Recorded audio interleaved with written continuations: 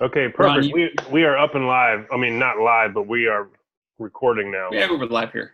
There we go. Perfect. So, welcome everyone. Tonight we are going to start pretty much the first um, step of almost a 3-month series now of learning how to build out a funnel and really learn the basics and the step-by-step process for lead generation. And the first step here is you have to understand your market. You have to understand the market share, the marketplace, and what people are really doing. So, welcome everyone for tuning in. Eric Bravo just came on too. Dave, anything else that you want to start off with before we get jumping into this content? The only thing I'll say on our end for like the admin controls tonight, because this is like this is Molly's new. Eric's been around, Adrian and Sigrid, they've been around, but this new format, I think we'll hope you guys engage more, hopefully, and ideally this live video would then be inside the Facebook group. So, Ron, on your side on the control panel, if you'd like to, just to make things for the recording to sound better for other people in the replay, is for, as other people jump on here live, to have them muted until they raise their hand. If they have a question, you guys can type into the chat box if you have a question either during or towards the end of the call here. And Ron, if you just kind of keep everyone muted until either we interface and we all talk and have questions, and that way hopefully we can be more efficient and the recording will sound better instead of anyone else's having Yeah. background noise or anything like that. So I can mute Dave if Dave starts talking too much. Then I have the Hey, power. There we go. that'll probably happen because I'm Okay. gonna be loud, I'm gonna be fast. That's funny. Okay, so let's start diving in. So this is the first step. You have to understand your marketplace. You have to understand your market share. Okay, so Dave and I have been discussing this week, and this is the best first step because you hear us talking about solution awareness or pain awareness, and some people aren't ready to take actions. Well, this takes it to another level. And us in healthcare, we'll have a good discussion with this is what is our marketplace and what do our buyers do? You know, what is their mindset and what is their action? So this is an example here. This is the buyer's pyramid. So if you just focus on the whole pyramid right now, we'll break it down real quick and then we'll kind of go into kind of a discussion and problem solving area and going into more detail. So this is the buyer's pyramid and this is our marketplace. Okay. This is the total market. Now, what do people think? What do our consumers think about this? What is their actions? What is going on here? What are they thinking about? So the top 3%, they say, are actively searching for our services right now, which I even think that that's kind of low. But for the principle for each segment here, we're going to kind of go through each step and kind of break down each one and kind of go over it. So the top of the pyramid is the 3% that are actively searching for our services. Okay. The second part of the pyramid is 7%. And these are our ideal clients, ideal patients. They're open to our services. They're on the fence and they're open to it, but they're just not actively taking action. Okay. The next 30% of people are not even thinking about our service at all, but they may be interested. Okay. So this person may be in pain, but they don't know about physical therapy. Okay. And they don't even know about what we can actually do. Okay. So that's an example. The next 30% don't even know and don't even think about us. You know, they're not interested right now, but maybe a year from now they are. Maybe 3 or 6 months from now they'll be interested. But right now they don't know about our services and they're not even thinking about our services. Okay, they're not even interested right now. But a year from now, 2 years from now, 3 or 6 months from now, maybe they will be interested. And the bottom 30% are people that are just, hell no, they're not interested. I heard that perfect analogy. It's like, if I'm selling meat, these are all vegetarians. So it's like, these are people who are not interested. That's not even our target market. So, Dave, let's break this down a little bit. What are your thoughts on this? any input that you want to add in. Yeah, for sure. So, all right, guys. So the top 3% actively searching and looking to immediately take action, these are the people that land on all of our websites and they call in. They don't, they want to speak and take action. They want to speak to us. They want to take action fairly quickly. They're today or tomorrow. They're not looking to put their email in to get some downloadable resource or report. They're not looking to get on someone's newsletter or read research or something like that. That top 3% are the very, very or fairly hot prospective customers, hot leads that are ready to take action.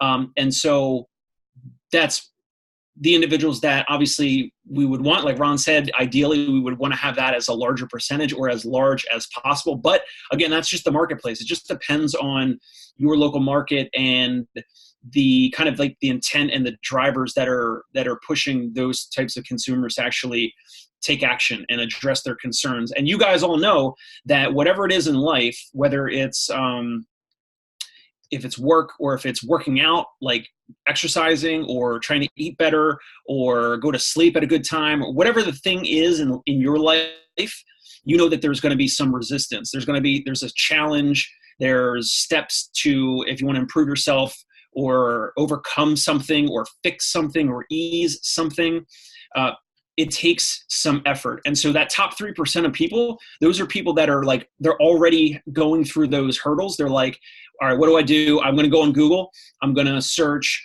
best low back pain treatment in New York City. And boom, they find my website. They call me and we engage. We see if it's the right fit. And then we go through the sales process. So that next chunk is that hold on. I'm about to mute you. So no, just before we go to the next stage. So I built my whole clinic off of this 3%. I haven't done any of the other stuff. Now, maybe some people will do online research and see multiple touch points and then find me and then take action. But I actively have not done anything beyond the 3%. I'm all the call to action, call now, take action now. I grew my clinic off of that 3% because Orlando, hey Eric, how's it going? I'm here now. I grew my whole clinic off of the 3%. So the metropolitan Orlando area has 2.4 million people. I could run a whole clinic or two just off of the 3% of 2.5 million. The city of Orlando has maybe like 350,000. So I did grow my clinic off of that 3%. And this is something that I have to work with because I'm that 3% too. In my head, if I have pain, I instantly am like, okay, who's the best person to fix my pain? I'm going to find them and I'm going to go there because healthcare for me or my body or getting out of pain is really important to me. I'm willing to pay cash for that. So I designed my whole marketing strategy initially with pursuit, all off of this 3%. So you could have a full clinic just targeting this. But now, as I'm starting to scale, as I'm starting to grow the practice now, I have to tap in or design strategies to tap in to these other parts of these of this buyer's pyramid for the long-term outcome. But you can actively go after this 3%. And still grow a clinic if you have the right market. What are your thoughts on that, Dave? Yeah, I mean, so now you and I are both getting other perspectives, and like you said, you kind of had your head down going after those people that were like ready to take action, and that's totally fine because you Ron in that first year or two, just like everyone else that's kind of earlier on in their business. Molly's 3 months in, Adrian and Sigrid are within their first year. Eric's in between his first and second year in that range, I believe, right, Eric? Yeah. Yep. So you had your head down and you're just going after the folks that were ready to take action. Like, it makes sense. And the other things, as we're going to get lower into the other like demographics, those are the longer plays. Those are the people that you have to follow up with in 3 or 6 months or in 9 or 12 months. And if you don't follow up with those people, guess what? They're probably going to go Google again, and they're going to find a different provider. They're going to find a different solution. So we'll get to some of those things below. But Ron, I think it was an okay thing to do. It worked out fine for you. You had to grind a bit, but you know, when you're earlier on in your first year or two of a business, you don't want to invest in systems or processes that's going to bring a patient to you in 3 or 6 or 9 months. Like, you need a patient like this week or next week, right? Mm-hmm. You need to sell a package this week or next week, or you need a patient like in the next month or two to grow your business and have more like predictable income. So I get where you're coming from. It's I think that's just the way to go in terms of starting off. Okay, so let's move on to the next segment. And again, if anyone else has any questions, just raise your hand and I'll unmute you and stuff, and we can go over stuff. There is a question below, Ron, if you see on the chat bar there. Okay. So Adrian asked, how long did it take you, Ron, to see those 3% start coming into your clinic? Oh, the 3%, instantly. I would say, you know, this is a perfect example. If you do a workshop, you're putting yourself in front of people who are ready to take action and willing to take time out of their day to be able to take action right now. So most of the initial marketing strategy and initial marketing strategies that we do is to target this 3%, because in order to target this other stuff, you need like an opt-in with a lead generation with a email sequence to convert these people over time. These people below here aren't really calling right now. So anything we do that people call or email directly or attend a guest lecture, that's all the 3%. You would agree with that, right, Dave? Yeah, and I think so. Some of the things that Adrian is having some frustration with trying to get people into his workshop, those people that are liking his post or liking his ad for the workshop, his Facebook ad, and they're somewhere between that 7 and 3%. They're like clicking on the link, they're interested, but then they're not, for whatever reason, they're not opting in, they're not signing up and raising their hand digitally and saying, hey, I'm actually interested in that workshop, and I'm going to put my name and my email in so you can send me information so that I can then take action or some action to show up to your workshop. So again, and these are some things I've been working on with Adrian behind the scenes on his marketing message and his copywriting and the things of what to say, what not to say on his ad and his marketing. Mm-hmm. So as they get better with kind of tweaking that whole presentation, then I think they'll be able to do a better job at teasing out who are these prospective patients. Are they in that 7% chunk, or are they below, or can you move them and excel them up higher to that 3% who are ready to really take action? And that's something that, Sigrid, that we can go into. Is your strategy to your Facebook ads going to be really long with lots of content, and your opt-in is really short, almost like a pop-up to make it super simple, one click done type thing? Or is there a different type thing? Or on the Facebook ad, can we incentivize them to click the button to go to the landing page instead of just liking the post? And so there's some things that we can play around with that. And we'll definitely go into more detail about that. With this 7%, Dave, so it's our ideal client, and they're open to our services, but yet they're on the fence or they're open to it. A good example is if you're in real estate, these people aren't actively selling their house, but if like the right opportunity came along, maybe they'd be open to selling it. So to me, this sounds like, in our case, these people are in pain, but they're kind of looking around right now. They may be in like pain aware. They're like, what kind of pain am I in? Not really super ready to take action. Maybe I'll just give it a week to rest, but I am interested in what's causing my pain. How did I get this and stuff like that? Do you feel that these people are searching on Google, Dave? That's an interesting question. Are these people on Google or not? They may be searching for information, but they're not searching for yet. Yeah, these are the folks that are most likely on Google, but probably searching like physical therapy. All right, so so Molly's new to the group. Adrian's probably heard us say this before. Eric, I know, has heard us say this before, which is there's a difference between someone who's on Google in your zip code that's searching for physical therapy versus someone who is searching for best hip pain treatment or hip pain treatment, effective hip pain treatment, where that person's looking for a solution and that person has more intent on, I want to fix this. This thing is pissing me off. I can't sit at work. I can't play with my kids, whatever, versus someone who is higher up in the funnel where they're searching for physical therapy. They're kind of shopping around. They're probably searching on Google for physical therapy, acupuncture. Maybe they've had a massage somewhere else and it didn't work. Maybe they've looked at Cairo. So they're kind of like searching broadly for options rather than searching for your specific service, like something that you can help them with immediately. I agree. Totally. Anyone have any feedback on that so far? Or a question? Just unmute yourself. Get her. Yeah. Yeah. So, sorry if there's background noise, but bring your dog in the video if he's around. Okay. So, yeah, recently, as far as people actively searching for your service, two of my, I guess, ideal clients, right, and niche markets are runners and CrossFitters are who I actively target.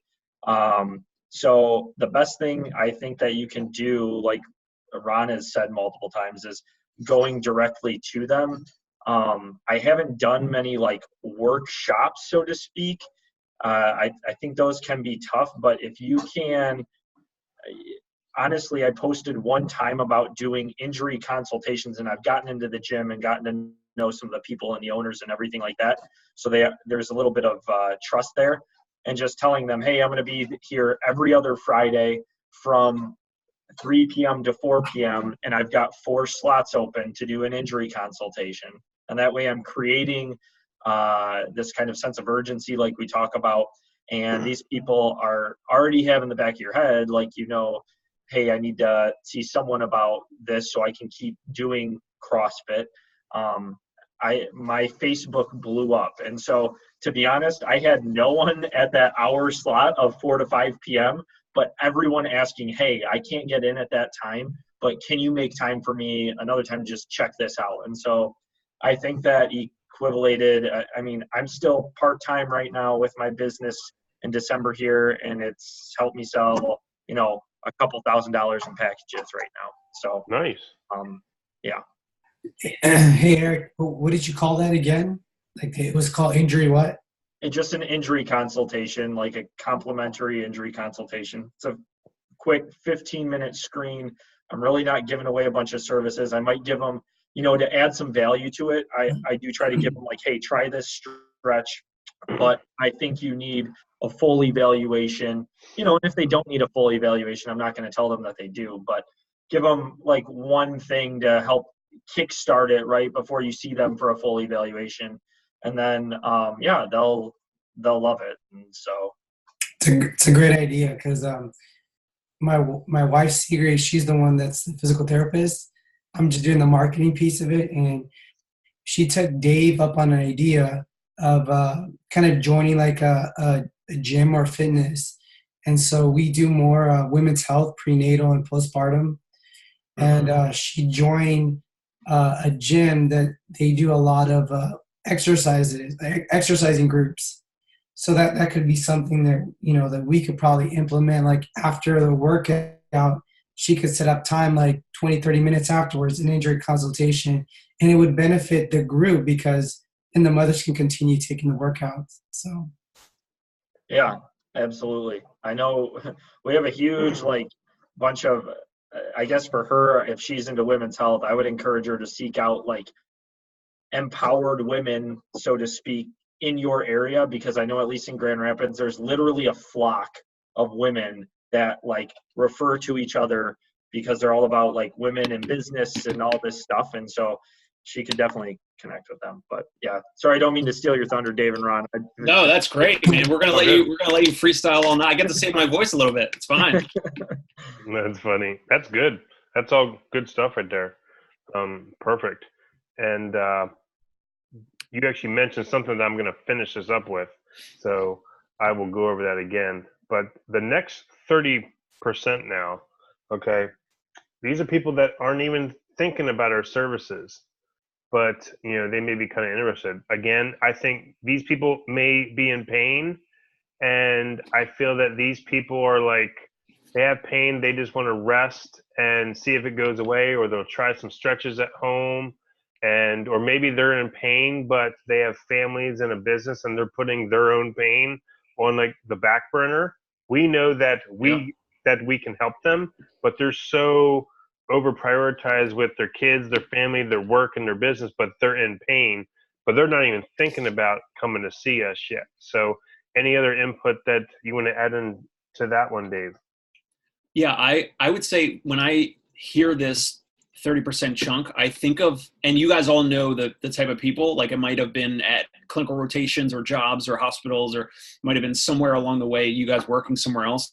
The people that complain about like aches and pains, or maybe if, regardless of whether they're older or not, the people, at least in my family or people I've been around, I guess, when people complain about, like pains or aches or like joint pain, or, talking about like their age, like age is catching up with them or whatever.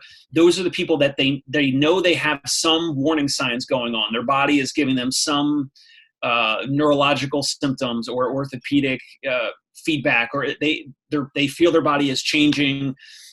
So they kind of voice that. They might complain about it. They might mention it, but they're just mentioning it out loud. And they're probably looking just to have some connection with someone, to like someone can like listen to them and discuss it possibly, but they're not even close to wanting to take action yet, if that makes sense. Yeah. Those are the types of people that are again further up in the funnel, where they're not Googling yet. They're not. They're probably a little less healthy on like the health and wellness spectrum, and they're the people that are pretty far away from actually looking into what is this that's going on, what type of thing would I have to do to ease it or fix it or address it. And those people may not even be Googling general information about that anatomical area or symptoms, Dr. Google type of thing. Yeah. What do you guys think? Molly or anyone else? Eric, Adrian?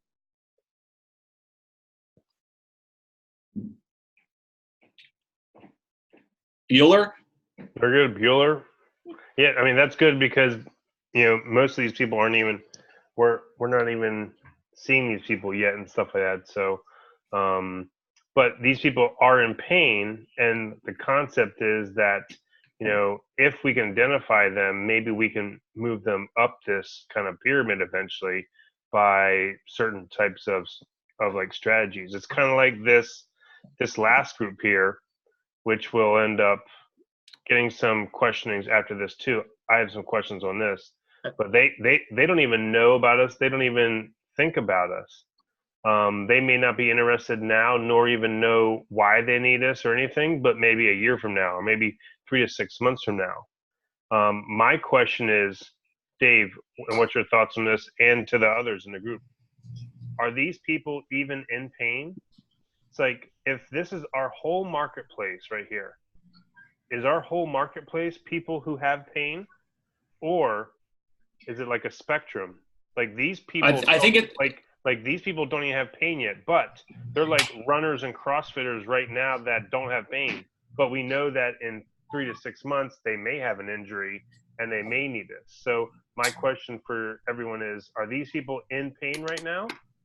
Or are these just the active people that we want to target, but they may not have an injury right now, but maybe it's 3 months from now they will, or 6 months from now they will. What are your thoughts on that one, Dave?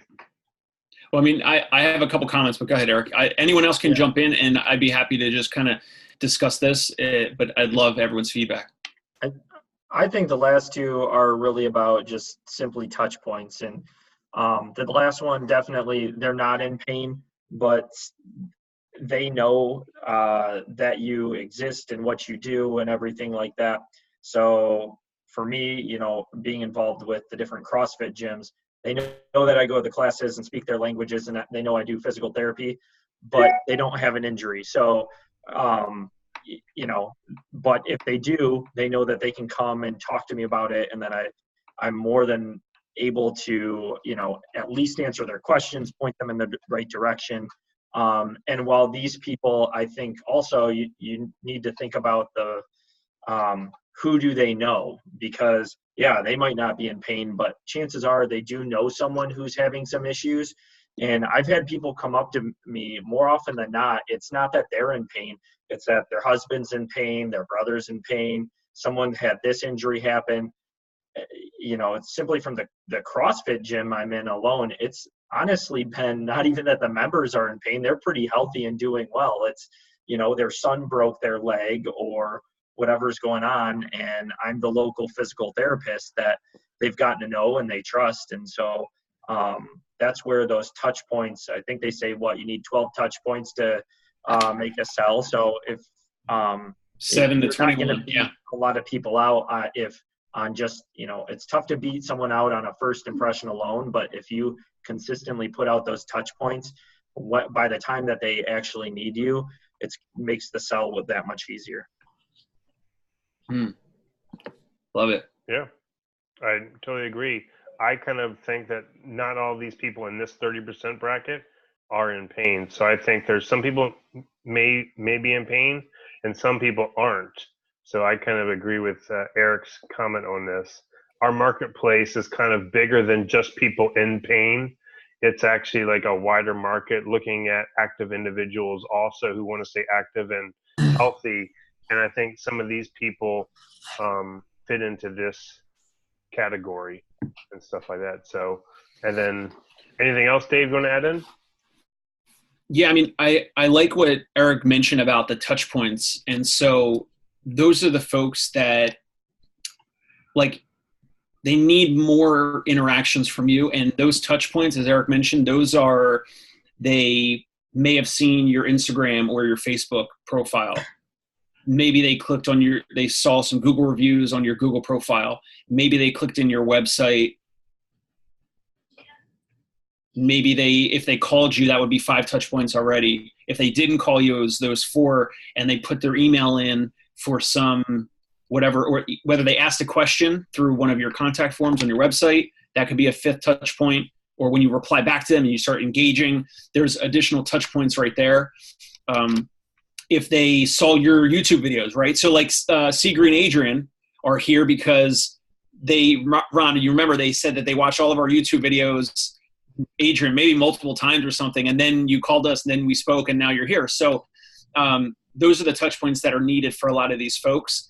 That's quite a big difference between that first top 3 that they see one touch point, like either a good word of mouth referral, or they typed in home physical therapy, Brooklyn, New York. They call me today and we get them scheduled today or sometime this week and have a therapist go see them. So in the 30% chunk that we're talking about, they need more time. They need to be warmed up to the idea and the offering of what you offer and their idea, like their intentions of when do they want to solve it, and stick around with them because it's going to take time. It's going to take time. Yeah, perfect. Totally agree again. So, I mean, this is like a secret weapon. We're knowing what our customers and our clients are thinking at the different stages of them taking action or whether they're going to even do anything. So now that we don't even have to go over the bottom 30% because that's already a no. So now that we know this, how do we use this for marketing? So now we're going to go on to the left side of the actual triangle, okay? And we're going to go into the difference between direct marketing strategies and lead generation, okay? So direct marketing strategies is kind of like the old Dan Kennedy stuff, direct mail flyers, kind of some of my strategies too, of just going straight after the person saying, call now, take action now. It's a one-step marketing process. You see one thing, bam, you take action. Okay, and again, you can see that the arrow is just going after the top 3%. That one marketing strategy is not going to work for people in the 7% or any of the 30% blocks there. You can see that because that's like going out on a date with someone and ask them to go on a weekend cruise together, you two hanging out on like the first date. It's not going to work. You're asking way too much when they're not actually ready for that. Okay. So those direct marketing strategies are specifically for the 3% call now, take action now. Lead generation is multiple steps. As Dave said, I think 7 to 21 steps. Eric mentioned 12 to 13 steps. It's lots of touch points over time and moving them up that pyramid until they're ready to take action. That's the difference between direct marketing strategies versus like a lead generation. Normally lead generation is used where you're going to get them to opt in or give them their phone number or email address in exchange for something of value. Because we know that 97% of our audience is not ready to take action yet. So we can't ask them to take action right now. So that's the difference between direct marketing strategies and lead generation, is that direct marketing strategy is only going after the people who are ready to take action. Call now, take action now. It's one-step process. Lead generation may take 7 touch points, 12 touch points, 21 touch points, may even take 6 months until they actually are ready to take action. Okay, so those are the main differences between lead generation and direct marketing strategies. Both of them work sometimes, but you have to understand why they work for certain people and what stage is our ideal client or the people who we're marketing to, what stage are they in, and what strategy am I going to use to try to get them. Perfect example is if you're going to launch a campaign on Google targeting people searching for the best physical therapists, maybe people are actively searching for treatment or the best physical therapist because they're ready to get pain-free, versus using Facebook would be better for lead generation, getting them to opt into something, close Facebook group, opt into a landing page where they can join a guest lecture. They could opt into some sort of email sequence that's a preventative shoulder injury program for free or something like that. So those are 2 examples there. Any other stuff, Dave, you want to add in regarding just the marketing concepts for each of these people?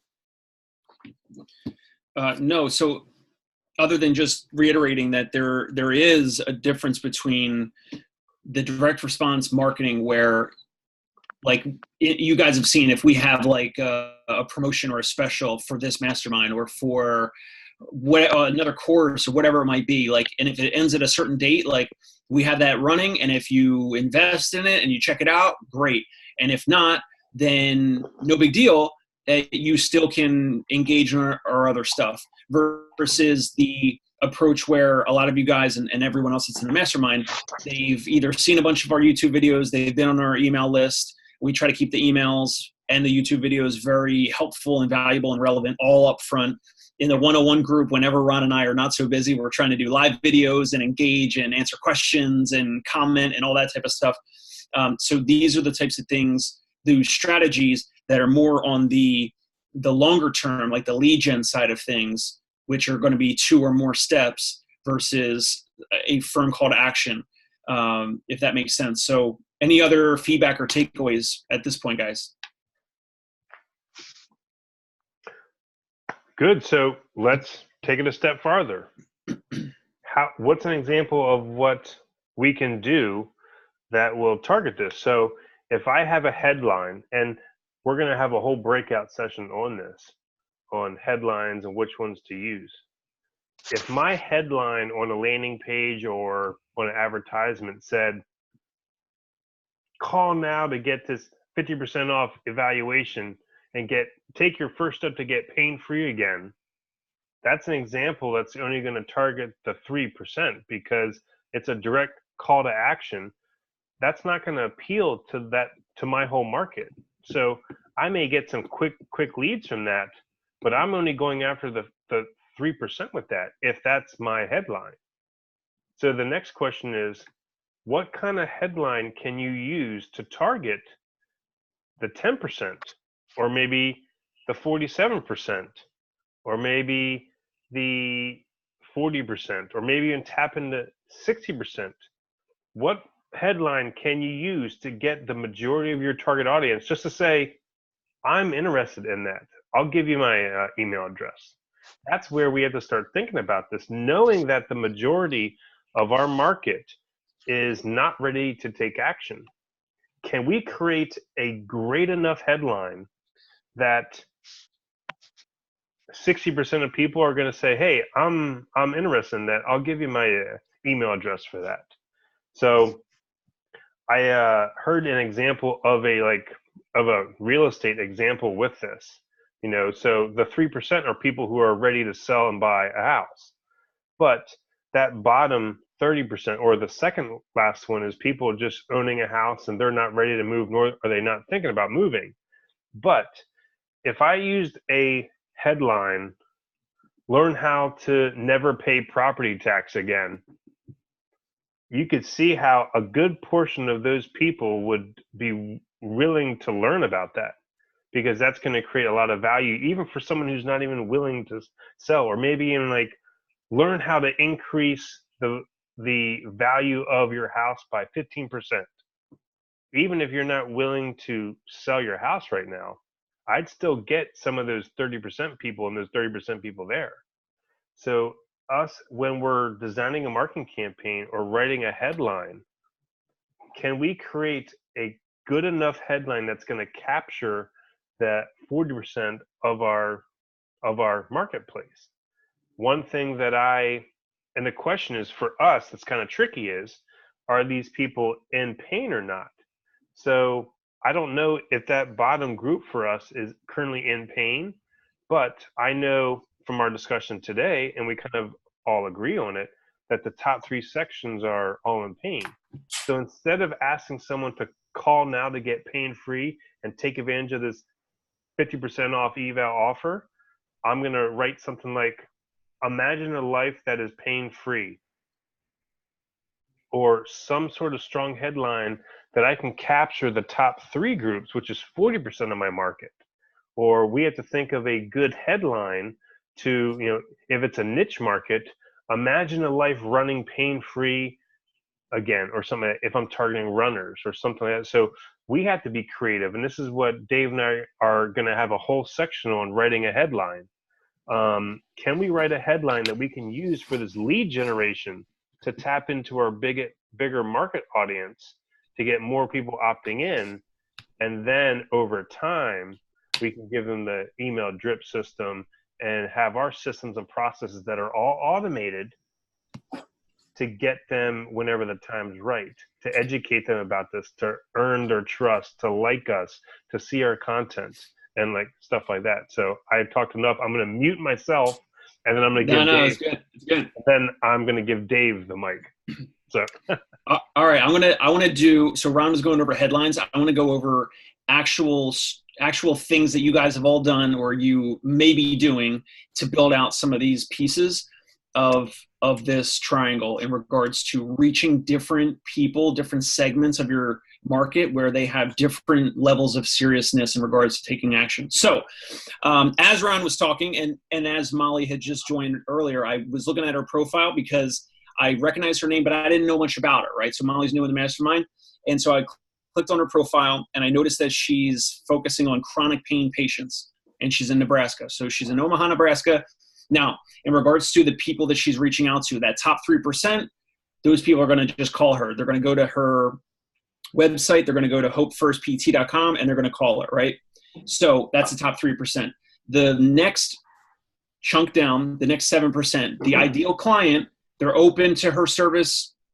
And if it goes well, then, they're going to be more likely to take action. So those individuals in Omaha, Nebraska that have chronic pain, they would respond well to a couple of different things. Either they'd be interested in taking action on a 50% off evaluation for a specialized chronic pain evaluation or assessment, That could be over video, like telehealth. It could be in person, whatever you, the therapist, and the patient needs.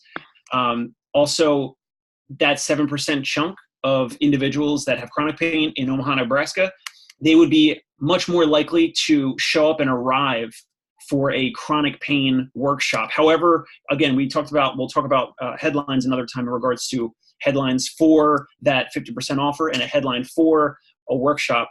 But in regards to an actual thing that you guys can have a takeaway for, that next 7% would be more likely to raise their hand and sign up for a workshop and then actually attend the free workshop. So I hope that makes sense so far. Then again, with this example for Molly, so then the next chunk down, the next 30% in this triangle would either be funneled into her chronic Nebraska pain community. So she's got a Facebook group already, 83 members, which is awesome. So those individuals would somehow find that group either from her social media. There's probably links from her website. She might mention it or on social media. She's doing videos on Facebook, it looks like. So that first chunk of 30%, the people that are not necessarily thinking about your service, but they know that they have an issue, they are kind of interested in addressing their issue or finding some potential solutions out there, but they need more information. So where do they go? They're going to go into her Facebook group for more information.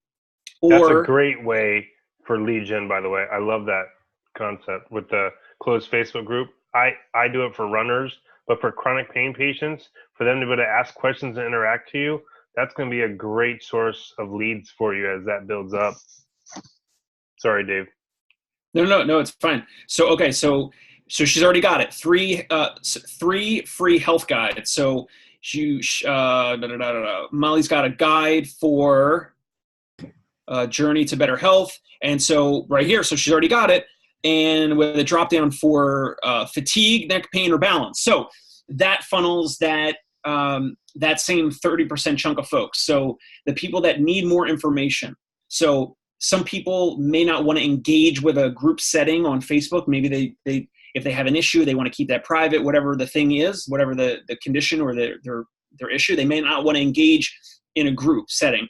I have some neuro-involved patients that have MS and some other conditions in New York City here. And I mentioned to them, like, hey, I was like, there's actually like tons of groups out there, like with thousands of members from across the world and across the country. And we were talking about this. We were actually talking about this type of thing at one point, like this whole, how people need different information along the continuum. And I had a patient and she said, I'm not interested in like that group type of setting. And she's kind of private. Like she doesn't want to write a Google review for me because she doesn't want to have her name public and mention that she's getting physical therapy. And I said, you don't even have to mention you have MS or that you're in a power wheelchair or whatever. You don't have to mention any of that, but she's just more private. So that 30% chunk of people for Molly, some of those people would be funneled into the Facebook group. And some of those people that still need more information would be able to download one of these guides because they can do it privately and they can collect that information. Now, Molly, my question to you is, after we download one of these guides, do you have an autoresponder, an email system that sends them out follow-up emails? Yes. All right, there you go. Excellent. So then that would be an extension of this, again, the information, the data collection of trying to get more information and more feedback from some relevant and hopefully helpful and valuable healthcare provider. And you already have all this set up, which is great. So again, we talked about trying to ascend that individual up to that 7%. Maybe they eventually take action and they do a consult with you or a workshop in person, or they eventually just call you and say, okay, I want to, talk more about your services and, or just book an evaluation and then boom, take action. I just thought of a really good headline for you, Molly, where I was just thinking about my chronic pain patients. Your headline could be, living with chronic pain is exhausting, ... Imagine imagine moving without pain again, or imagine taking that first step outside without pain, or something like that, to really capture 60% of your market share getting people to opt in to your forums or to join your face group. It's kind of like Seagree's one, you know, being a mom is, I forget what it says. My wife said it. Seagree, what does your headline say on your homepage again? Yeah, I mean, Adrian, that's what I meant. It says Seagree right there. I'm sitting there like, It's Secret's Zoom account, but yeah. Adrian, do you remember the headline he was talking about where it says like moms have a hard enough job or something? Yeah, It's like, it's on our website. Being a mom is hard enough. We help mamas become pain-free, strong, and healthy. yeah. So like using something that's really going to relate to all those chronic pain patients. Living with chronic pain is exhausting. ... Something.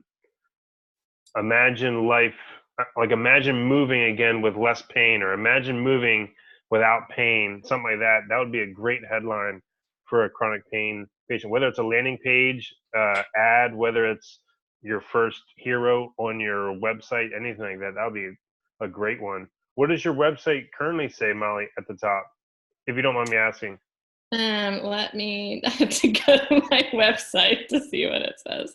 Let me tell you. Because it's essential for us.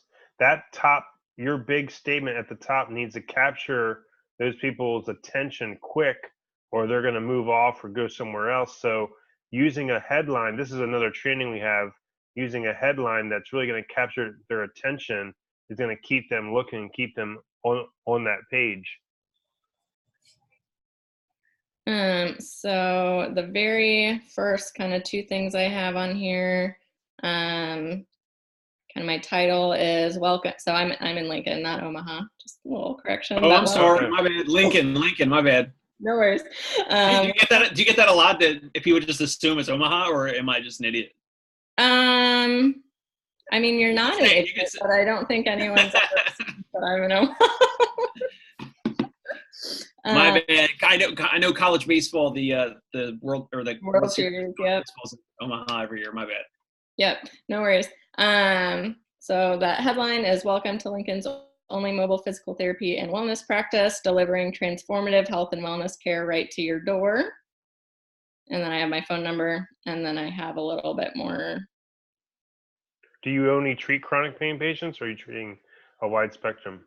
Chronic pain, neuro, and then kind of other chronic health conditions like Ehlers-Danlos syndrome, yeah, postural orthostatic tachycardia, things like that. Yeah. I'll have to think of another one too, but I mean, something like that, simple, short, and to the point, that's going to capture your target audience. I'll have to keep on thinking of like something else to write, but yeah, I kind of lump them together just generally as like chronic conditions. Yeah. Or living with a chronic condition is exhausting. Mm-hmm.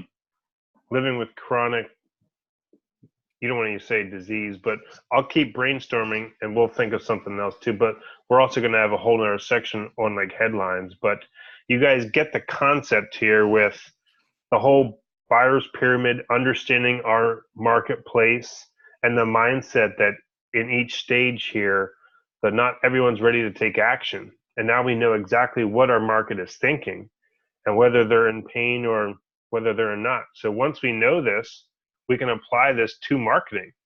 You don't have to just do lead gen. You could do some direct marketing strategies and you can do some lead gen.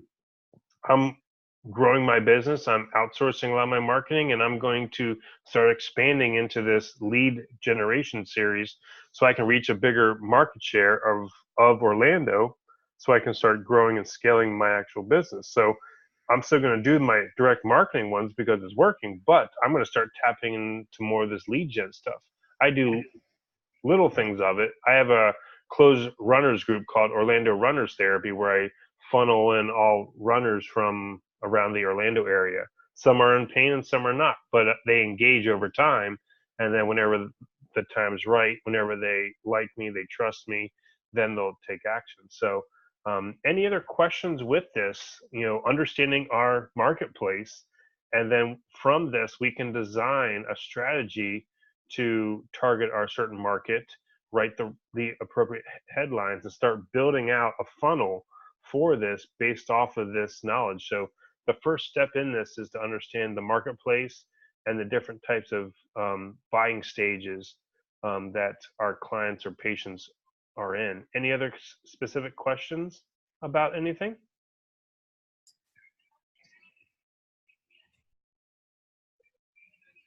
Dave, anything else that you want to add in? No, we talked about lead gen. Other than some of the things that we mentioned tonight, so like either downloadables, workshops, an offer, like a 50% offer in regards to trying to get someone to ascend and take action. Are there other things that you guys have tested and used or are currently using right now for the marketing side of things and lead gen that we haven't talked about? Because it might be another component to just throw in and discuss. Let us know. I would say another option is using the footer. If you guys go to my website and you'll see the footer on the bottom of the page. Oh, Sienna, come here real quick. Sorry, you want to say hi to everyone? Okay. Say hi to everyone. Hi, everyone. Okay, it's Hi, Sienna. night time. I love you. Good night, okay? Good night. I was about to say it's getting late for her. Yeah, I know. We're Okay, keeping her Sienna, up. we'll see ya. It's okay. She's excited because we're going on a Disney cruise and it's been like a day. I love you. Good night. Nice. So I'm using a footer at the bottom of my website to capture people who may have a question. So this may be the 7%. Something else that I'm going to add in, I'm working on now is because my website's all call to action. I don't have any opt-in forms. So what I'm going to do is I'm going to create a webinar, and it's going to be one bar where my headline is going to be, imagine a life pain-free again. Learn exactly how we get our patients pain-free and we get them back to blank. And it'll be a single button where they click, and I'm hoping to gather some of that 30% that people may not be ready to take action, but maybe they like what they see. And I'm going to design a funnel and an opt-in sequence over time. But I'm going to give them that free webinar to show them exactly what I do here. So I want to give them a piece of my experience without me wasting time, because I don't have any time to do free consults or the 15-minute stuff right now. So I was thinking, how can I give them a taste of what I do, a little bit of the experience, Warm them up. and I'm going to warm them up. So I'm going to have a little short webinar, maybe 15 or 20 minutes, where these people, so I can capture that 30%, where maybe they're interested, but they'll opt in for a free email, for a free webinar, and they'll also get an email sequence too. Now, I am going to test the webinar and maybe try to create so much value with like an irresistible deal and see if they'll take action. I'm going to contemplate that, but I'm going to use a webinar on my website and all of the pages that they can all opt in and see if I can capture some of that 30%. Different and pain specific, like each low back webinar or just a general one? Like each page has a different webinar. It's going to take time. It's going to take a lot of time to do that. That's going to take a lot of time. I know I should do it separate, but I don't want to fix them or show them how to get fixed. I want to actually give them a taste of the patient experience. I want to show them how I'm different and the one-on-one care and some testimonials. And that's it, maybe. I'm not going to go too in depth. Like, this is how I treat neck pain. I'm going to give them the experience of like what I do with like the one-on-one care, solving the root cause of their pain and the importance of it. That if they want to get pain-free for a long period of time, to solve the root cause and not chase symptoms. Like, I'm going to keep it really general at first, and then really try to create value and try to get some experience. Get Eric. Sorry. No, good. I was just going to say, I think the best way to capture the patient experience, though, is if you can get one of your current patients, like maybe try to do like a series of them where you get them to sign, a form and be okay with it. But videotape your evaluation and treatment, and hopefully like it's a, you know what I mean, a quick one, and you take your before and after measurements, and they're leaving pain free. I think that's gonna do the selling for you, and then you don't even have to give away any services. Just kind Or of that, or I guess. yeah, I could record a eval. This is what it's like. This is what it's like to come into pursuit. This is what an eval is like, and something like that. So yeah, that's a great idea. Adrian.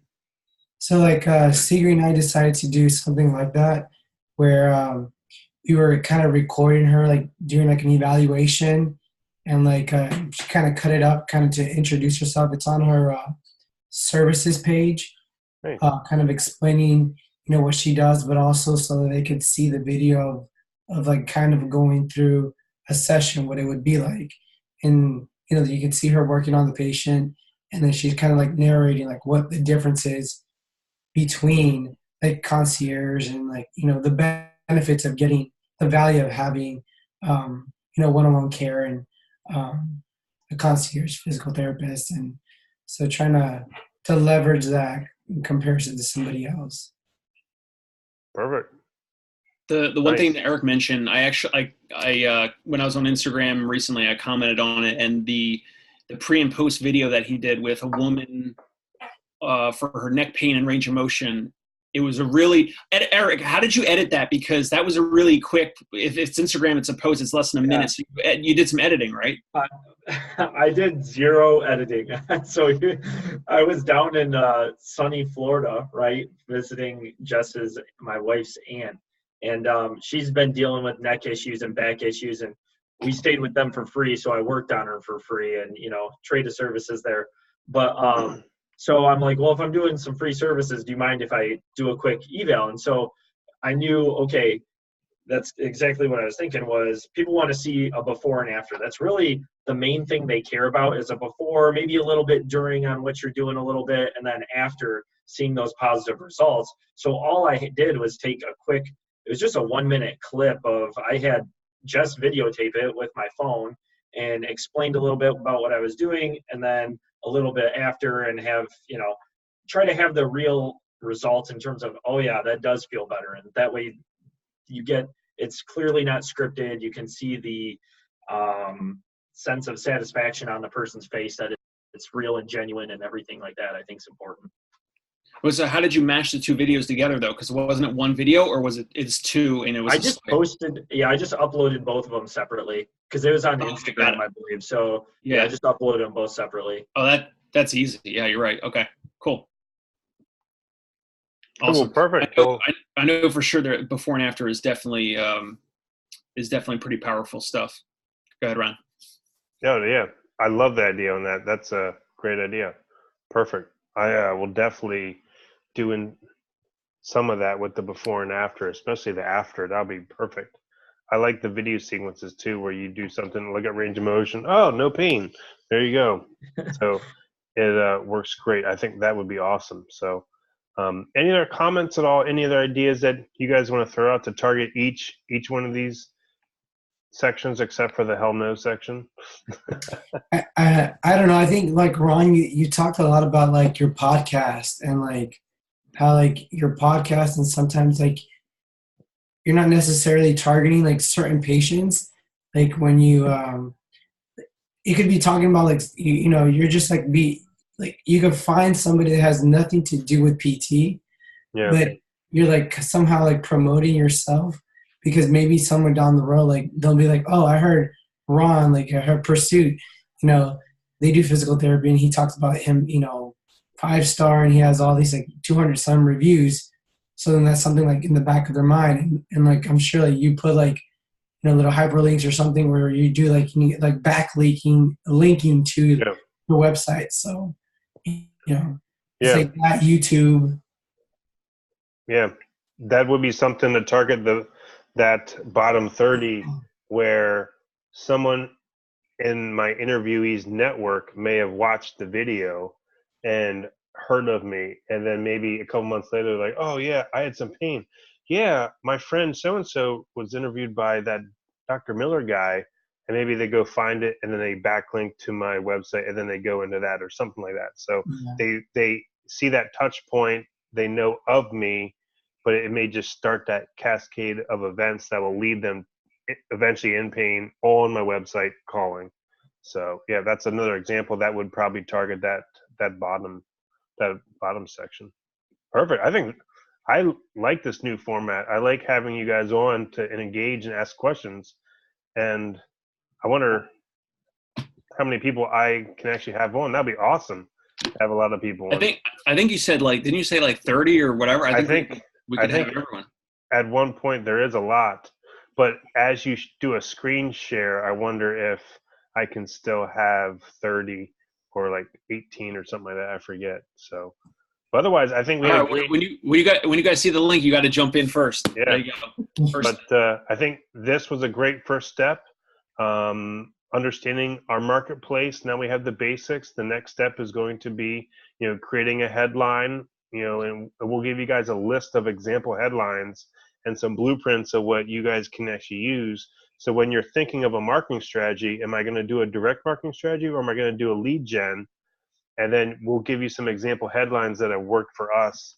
We have like a little arsenal of weapons of, I think we have like 30 or 40 list of headline blueprints that you guys can actually use to target your audience when you're designing a marketing strategy, creating an ad and stuff like that. So I'm going to go ahead and stop the actual recording, but you guys will all still be here.